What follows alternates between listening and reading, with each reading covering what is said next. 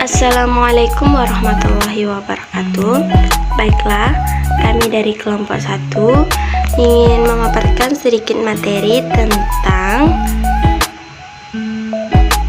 aliran-aliran dalam filsafat pendidikan dengan dosen pengampu Ibu Luciana Mulyawati SPD MPD dan kelompok 1 yang beranggotakan saya sendiri Tasya Ratnapuri dengan NIM 206200017 dan teman saya Marina dengan NIM 206200007 dan teman saya Umar 206200014. Nah, aliran-aliran dalam filsafat pendidikan ini terbagi menjadi 2 aliran, yaitu filsafat perennialisme dan filsafat pragmatisme.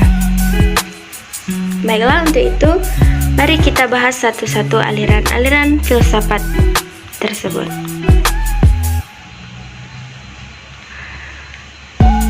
Yang pertama adalah filsafat perennialisme. Perennialisme berasal dari kata perennial yang berarti continuing throughout the whole year atau lasting for a very long time, yakni abadi atau kekal yang terus ada tanpa akhir. Dalam pengertiannya secara umum, tradisi dipandang sebagai prinsip-prinsip yang abadi yang terus mengalir sepanjang sejarah manusia, karena ia adalah anugerah Tuhan pada semua manusia dan memang merupakan hakikat insaniah manusia.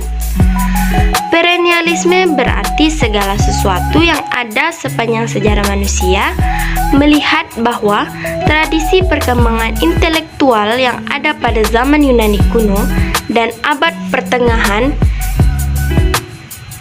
yang telah terbukti dapat memberikan solusi bagi berbagai problem kehidupan masyarakat perlu digunakan dan diterapkan dalam menghadapi alam modern yang penuh dengan problem kehidupan. Dalam perjalanan sejarahnya, perennialisme berkembang dalam 2 sayap yang berbeda, yakni dari golongan teologis yang ingin menegakkan supremasi ajaran agama dan dari kelompok yang sekuler yang berpegang teguh dengan ajaran filsafat Plato dan Aristoteles. Landasan filosofis perennialisme. Sebagaimana pada perkembangan pemikiran filsafat umumnya, dasar pemikiran filsafat perennialisme ini pun terlihat dari keyakinan ontologis mereka tentang manusia dan alam. Aliran ini memandang bahwa hakikat manusia sebagai makhluk rasional yang akan selalu sama bagi setiap manusia dimanapun dan sampai kapanpun dalam pengembangan historisitasnya. Keyakinan ontologis sedemikian membawa mereka pada suatu pemikiran bahwa kemajuan dan keharmonisan yang dialami oleh manusia di suatu masa akan dapat pula diterapkan pada manusia-manusia lain pada masa dan tempat yang berbeda, sehingga kesuksesan masa lalu dapat pula diterapkan untuk memecahkan problem masa sekarang dan akan datang bahkan sampai kapanpun dan dimanapun. Nah, ciri-ciri aliran perennialisme ini ada 4. Yang pertama,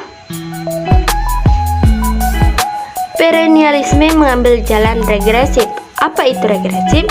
Yaitu kembali kepada nilai dan prinsip dasar yang menjiwai pendidikan pada masa Yunani kuno dan abad pertengahan. Kedua, perennialisme beranggapan bahwa realita itu mengandung tujuan. Ciri yang ketiga yaitu perennialisme beranggapan bahwa belajar adalah latihan dan disiplin mental. Ciri yang keempat yaitu perennialisme beranggapan bahwa kenyataan tertinggi itu berada di balik alam, penuh kedamaian dan transcendental. C. Pendidikan dalam perspektif perennialisme.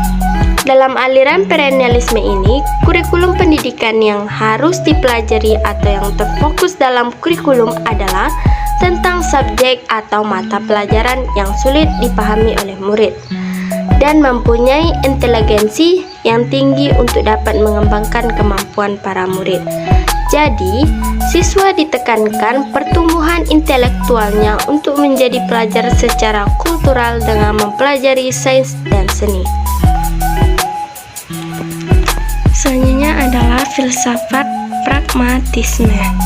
Pragmatisme adalah aliran pemikiran yang memandang bahwa benar tidaknya suatu ucapan, dalil, atau teori semata-mata bergantung kepada berfaedah atau tidaknya ucapan, dalil, atau teori tersebut bagi manusia untuk bertindak dalam kehidupannya.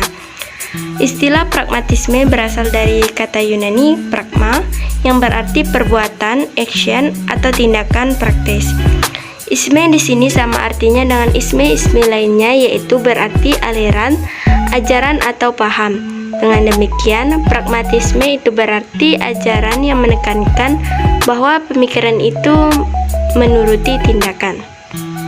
Pragmatisme mulai tumbuh pada tahun 1878 di Amerika ketika Charles Sanders Peirce 1839 sampai 1914 menerbitkan makalahnya yang berjudul How to Make Our Ideas Clear. Ciri-ciri aliran pragmatisme ada 3. Yang pertama, memusatkan perhatian pada hal-hal dalam jangkauan pengalaman indera manusia. Yang kedua, apa yang dipandang benar adalah apa yang berguna atau berfungsi. Dan yang ketiga, manusia bertanggung jawab atas nilai-nilai dalam masyarakat. Nah, landasan filosofis pragmatisme. Pada dasarnya, pragmatisme merupakan suatu sikap hidup, suatu metode, dan suatu filsafat yang digunakan dalam mempertimbangkan nilai sesuatu ide dan kebenaran sesuatu keyakinan secara praktis.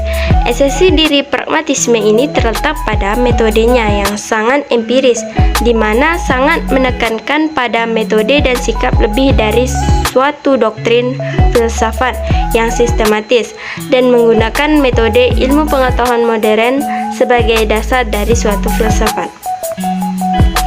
Pendidikan dalam perspektif pragmatisme.